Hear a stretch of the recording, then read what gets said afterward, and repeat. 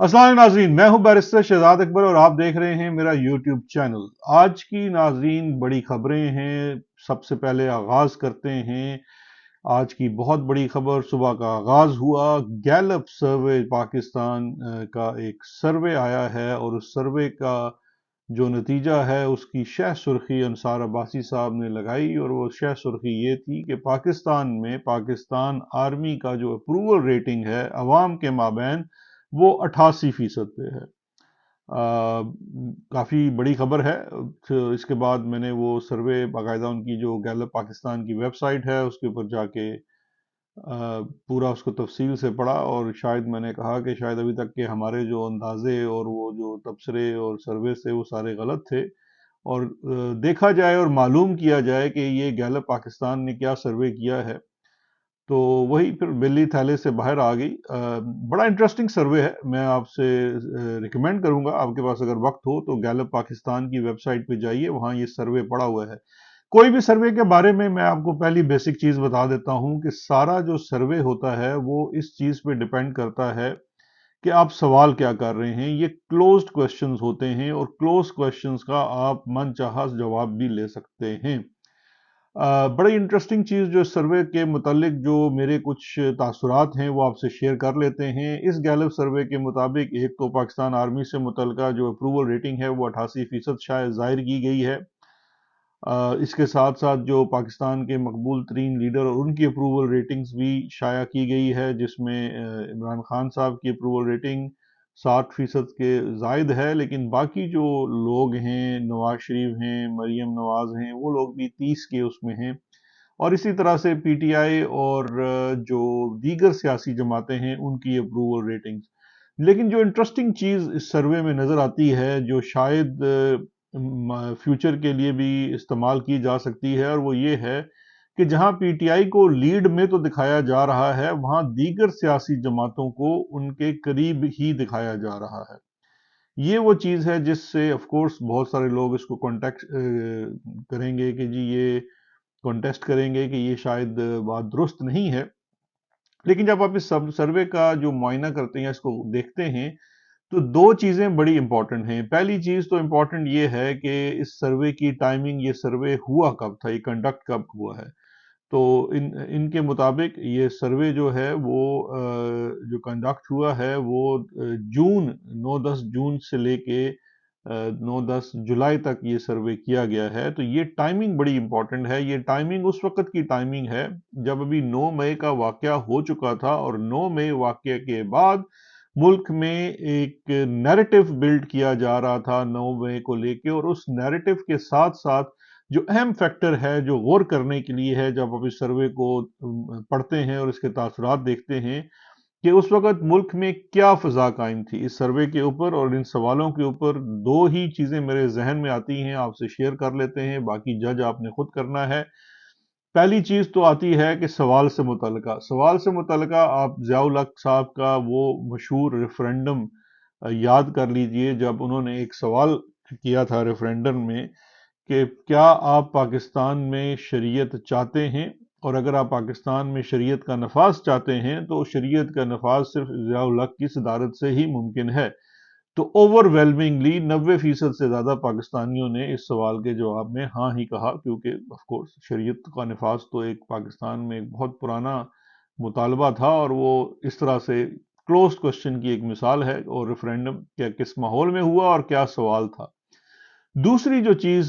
जब मैंने इस तारीख पे गौर किया तो मुझे जहन में एक ही टिकटॉक के ऊपर एक टिकटॉकर का बनाया हुआ एक स्किट जहन में आ गया और वो बड़ा इंटरेस्टिंग था। वो टिकटॉक जो बना हुआ था, या उसे कह लीजिए एक मीम बनी हुई थी, कि एक शोहर जो है वो घर से बाहर जा रहा है और बेगम ने कहा कि आप बाहर जा रहे हैं तो वापस आते हुए मेरे लिए दही भले लाते ले आइएगा। तो शोहर ने रवायती तौर पे जो होता है कि नहीं नहीं मेरे को टाइम नहीं है, मैं नहीं आ सकता, उसने ये जवाब दिया। तो बेगम ने कहा कि मैं ये सोचा, चलो ठीक है आप जा रही हैं, मैं थाने फोन करने वाली हूँ, उनको बताऊंगी कि मेरे शोहर का ताल्लुक 9 मई के वाकयात के लोगों के साथ है। और शोहर वो अचानक डर के कहता है, अच्छा ये बताओ कि 500 के लाने हैं या 1000 रुपए के लाने। तो ये जो कॉन्टेक्स्ट है टाइम का, ये भी कुछ इससे मिलता जुलता ही कॉन्टेक्स्ट है। और उस वक्त ये सवाल किया गया और सवाल मेरे सामने है وہ سوال یہ کیا گیا تھا کہ آپ کس حد تک اس چیز کو پسند یا ناپسند کرتے ہیں، جو لوگ جو جسے کہا جاتا ہے کہ آپ کی رائے کیا ہے کہ کیا یہ ادارہ کام درست کر رہا ہے یا درست نہیں کر رہا ہے۔ اور اس میں جن اداروں کے بارے میں جو رائے لی گئی، اس میں آرمی کا ادارہ تھا، اس کے متعلق لوگوں سے پوچھا گیا، اس میں 88% لوگوں نے کہا کہ درست کام کر رہا ہے، بیچاروں کے پاس اور آپشن بھی کیا تھی۔ لیکن بڑا انٹرسٹنگلی جو باقی اداروں کے پیچھے پوچھا گیا، وہ بھی اپروول ریٹنگ میرے لیے بڑی ایٹ لیسٹ جو ہے وہ حیران کن ہے، کیونکہ جو مثال کے طور پہ عدالتوں کے بارے میں پوچھا گیا تو 56% لوگوں نے کہا عدالتیں درست کام کر رہی ہیں۔ تو اگر آپ یہ بات مانتے ہیں کہ 88% والی بات درست ہے، تو پھر آپ کو یہ 56% والی بات بھی ماننی پڑے گی۔ اس کے ساتھ ساتھ پولیس کے بارے میں 54% لوگوں نے کہا کہ پولیس درست کام کر رہی ہے، یہ بھی آپ کے لیے ایک بڑا سرپرائز ہوگا۔ اس کے ساتھ ساتھ الیکشن کمیشن کے بارے میں بھی 42% نے کہا کہ الیکشن کمیشن جو ہے وہ درست کام کر رہا ہے۔ تو یہ جو سوالات تھے اور اس میں جو تھا کہ وہ درست کام کر رہے ہیں اور لوگوں کا کیا امپریشن ہے، یہ ایک بہت بڑا سوالیہ نشان چھوڑ جاتا ہے۔ اصل تو چیز یہ ہے، میں نے کچھ سوشل میڈیا پہ بھی دیکھا کہ باقی لوگوں کی اس کے بارے میں کیا رائے تھی، اور ثاقب بشیر جو کورٹس کو بھی کور کرتے ہیں، ایک جرنلسٹ ہیں اور کسی طریقے سے بھی وہ پرو پی ٹی آئی نہیں کہے جا سکتے، ان کا میں ٹویٹ دیکھ رہا تھا، بڑا انٹرسٹنگ ٹویٹ انہوں نے کیا کہ اگر سرکاری آنکھ سے اس سروے کو دیکھیں تو، اگر نہیں سرکاری آنکھ سے اگر دیکھا جائے تو سب اچھا ہے لگے گا، اور لگتا یہی ہے کہ یہ سروے جو ہے سرکاری اینک لگا کر کیا گیا ہے۔ تو اس سروے کے متعلقہ میں سمجھتا ہوں یہی تبصرہ ہو سکتا ہے، اور اس کو لے کے بڑے کچھ لوگ کہیں گے بھی کہ جی وہ ہے۔ اصل بات یہ ہے کہ اگر آرمی اور دیگر ادارے یہ سمجھتے ہیں کہ یہ سروے درست ہے اور سب اچھا ہے، تو بہت اچھی بات ہے، آپ لگے رہیے۔ اور اگر آپ صحیح معنوں میں جاننا چاہتے ہیں تو آپ کے اپنے اداروں نے بھی کچھ سرویز کروائے ہوئے ہیں، ان سرویز پہ غور کر لیجئے کہ اس وقت عوام کیا سوچتی ہے، اور عوام جو سوچتی ہوتی ہے اور جو اصل سوچتی ہوتی ہے، اس کی پلس آپ کے اداروں کے پاس ہوتی ہے، تو لہٰذا اس پہ توجہ کریں اور چیزوں کی بہتری کی طرف کام کریں۔ دوسری آج کی بڑی خبر جو تھی اور جو بڑی آج کی ایونٹ تھا، وہ سپریم کورٹ آف پاکستان میں فیض آباد دھرنے ریویو کیس کی آج تاریخ لگی ہوئی تھی، اور انٹرسٹنگلی بٹ ناٹ سرپرائزنگلی آج اس تاریخ کے اندر کیا ہوا کہ جو تمام پارٹیز جنہوں نے ریویو فائل کیا ہوا تھا، انہوں نے وہ ریویو اپنا واپس لے لیا، اور اس طرح سے ماسوائے شیخ رشید صاحب کے، جو کہ وہ بھی ایک انٹرسٹنگ اینگل ہے کہ ایک طرف تو بڑے اچھے جو ہیں مکالمات ہوئے عدالت کے اندر، پی ٹی آئی کے وکیل بھی تھے، شعیب شہین صاحب بھی تھے، علی ظفر صاحب بھی تھے، بڑے پیار محبت سے باتیں ہوئی چیف جسٹس صاحب سے ان کی، اور باقی وکلا بھی تھے، اٹارنی جنرل بھی تھے۔ اٹارنی جنرل صاحب نے عدالت کو یہ بتایا کہ وہ حکومتی جو ادارے ہیں، جس میں آئی ایس آئی بھی شامل ہے، فوج بھی شامل ہے، وہ اپنا ریویو واپس لیتے ہیں، بلکہ نہ صرف ریویو واپس لیتے ہیں، وہ امپلیمنٹیشن بھی شروع کر رہے ہیں، اور آرمی کے اندر شاید کوئی انکوائری ہو رہی ہے اس معاملے کو لے کر، تو اس کے لیے آئی تھنک 27 یا 28 اکتوبر کی ڈیٹ دی گئی ہے، 1 نومبر کو یہ کیس آگے فکس ہوا ہے۔ اس سے پہلے انہیں کہا گیا ہے کہ وہ رپورٹ جو ہے امپلیمنٹیشن سے متعلقہ وہ عدالت میں جمع کروائیں گے۔ تو یہ ایک بڑی انٹرسٹنگ ہے، اس پہ بات کرتے ہیں، لیکن جو سب سے میرے لیے جو حیران کن چیز تھی، but I am not surprised, وہ یہی تھا کہ وہ جو یہ کہتے ہیں نا کہ عدالت نے ایک تو جو بڑی ایک آبویس چیز سے اس سے کنی کترایا کہ شیخ رشید صاحب جو پٹیشنر ہیں، اس میں ریویو انہوں نے فائل کیا ہوا تھا، وہ غائب ہیں، گمشدہ ہیں۔ یہ سوال عدالت کے سامنے موجود تھا، جہاں پہ باقی لوگوں کی بات سن لی گئی، تو شیخ صاحب کی جو گمشدگی ہے اس سے متعلق عدالت نے نہ ہی کوئی نوٹس لیا، نہ کوئی بات کی، تو یہ ایک بہت بڑا سوالیہ نشان اٹھاتا ہے۔ دیکھیے، کوئی آپ کا حامی ہے یا آپ کا مخالف ہے، آپ جس کرسی پہ بیٹھے ہوئے ہیں اس کرسی کے اوپر تو خیر یہ سوال کرنا بنتا ہے، نہیں کیا آپ کی اپنی مرضی ہے، لیکن اس کے ساتھ ساتھ جو آپ امپلیمنٹیشن پہ آ جاتے ہیں، آپ کو یاد ہوگا اپنے پچھلے وی لاگ کے اندر بھی میں یہ بات کر چکا ہوں کہ دیکھیے جو فیض آباد دھرنا ہے، اس کا فیصلہ بنیادی طور پر، اس کا جو کیس تھا، اس کا بنیادی طور پر جو فیصلہ تھا، اگر اس کو سبسٹانشلی دیکھا جائے تو میں اس فیصلے کو سپورٹ فلی کرتا ہوں، اور وہ فیصلہ یہ تھا کہ سیاست کے اندر فوج کا کردار، اور سیاست کے اندر جو مختلف طریقوں سے سیاسی حکومتوں کو انڈرمائن کیا جاتا ہے وہ فوج کے کردار سے، وہ نہیں ہونا چاہیے، اور چیف آف آرمی اسٹاف کو جو بھی فوجی افسران اس اپنی کانسٹیٹیوشنل ڈیوٹی سے ہٹتے ہیں ان کے خلاف کارروائی کرنی چاہیے۔ یہ ہے سبسٹانشل فیصلہ۔ اب یہ جو اٹارنی جنرل صاحب نے عدالت میں کہا ہے کہ وہ اس معاملے کی انکوائری کر رہے ہیں، تو اس میں دو سوال پیدا ہوتے ہیں۔ پہلا سوال تو یہ ہے کہ کیا وہ انکوائری صرف 2017 کے دھرنے کو لے کے کی جائے گی، یا اس کے بعد بھی ٹی ایل پی نے مختلف دھرنے دیے جو 2000 شاید 21 تک یا 20 تک ہوئے، کیا ان کے اندر بھی دیکھا جائے گا کہ کوئی سیاسی معاملات میں مداخلت تھی یا نہیں تھی، یا پھر اس فوجی ادارے کا جو کریکٹر ہے وہ آن ہول دیکھا جائے گا کہ ان کی سیاست میں مداخلت ہے کہ نہیں ہے، کیونکہ سیاست میں مداخلت تو آج تک ہے۔ تو کیا پھر یہ جو ڈسپلن پروسیڈنگ ہیں، یہ ڈسپلن پروسیڈنگ جو ہیں وہ صرف اس واقعے تک محدود ہوں گی، یا ایک اوور آل چیز دیکھی جائے گی؟ اور میں یہ سمجھتا ہوں کہ یہ بہتر ہوگا کہ وہ جو رپورٹ آتی ہے امپلیمنٹیشن کی، اس کو پبلک کیا جائے تاکہ اس کے اوپر بہتر بات ہو سکے اور انصاف ہوتا ہوا نظر آئے۔ یہ نہ ہو کہ کسی ایک ہی چیز یا ایک ہی پارٹی کے لیے انصاف ہو، انصاف وہ ہوتا ہے جو سب کے لیے ہو۔ دوسری جو امپورٹنٹ چیز ہے اس معاملے کو لے کر، وہ یہ ہے کہ 2017 کے بھی اگر آپ معاملے کو دیکھیں تو اس کے دو تین کردار بڑے امپورٹنٹ ہوں گے، کیونکہ دیکھیے جو فوج کی سیاست کے اندر مداخلت اور سیاسی جماعتوں کے ساتھ مل کر جو حکومت میں ہوئی سیاسی جماعتوں کے خلاف سازشوں کو لے کر ایک بہت بڑا ریولیشن تو رانا ثناء اللہ کے اقبالی بیان سے ہی آ چکا ہے، جس میں وہ خود فرماتے ہیں کہ 2019 میں انہوں نے جنرل باجوہ کے ساتھ ساز باز کر لی تھی کہ عمران خان کی حکومت کو چلتا کیا جائے گا، جو کلمنیٹ ہوتی ہے 2022 اپریل میں جا کے۔ اور اس کام کے لیے انہوں نے جنرل باجوہ کی ایکسٹینشن کے لیے جو آئینی ترمیم تھی، جو صرف تحریک انصاف یا اس کی اتحادی جماعتیں نہیں کر سکتی تھی،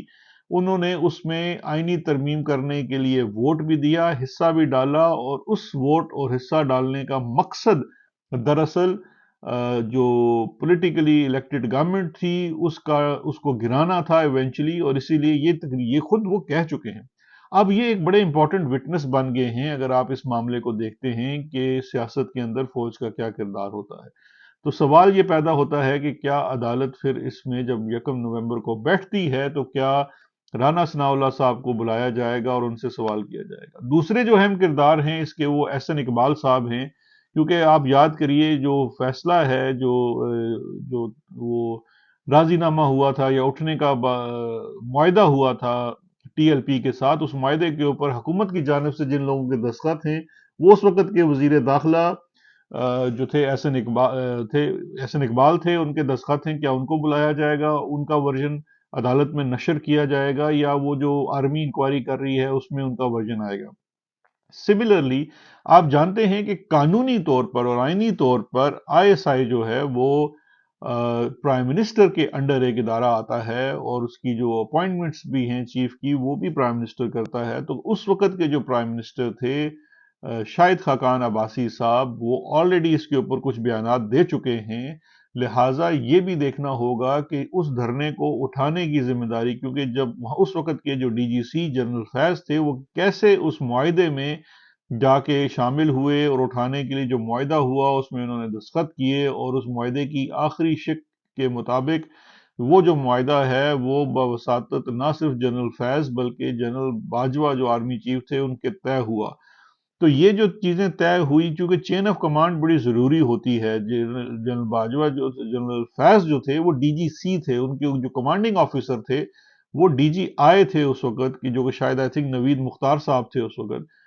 تو کیا یہ جو جنرل فیض صاحب کی شمولیت تھی وہ اپنے ڈی جی آئی کے حکم کے اوپر تھی یا نہیں تھی؟ پھر جو جنرل باجوہ کا ذکر ہے اس معاہدے کے اندر، کیا جنرل باجوہ کو وہ معاہدہ کرانے کے لیے جو چیف ایگزیکٹو ہیں، جو پرائم منسٹر ہیں، انہوں نے کہا تھا یا نہیں کہا تھا؟ یہ تمام حقائق جاننے بڑے ضروری ہیں،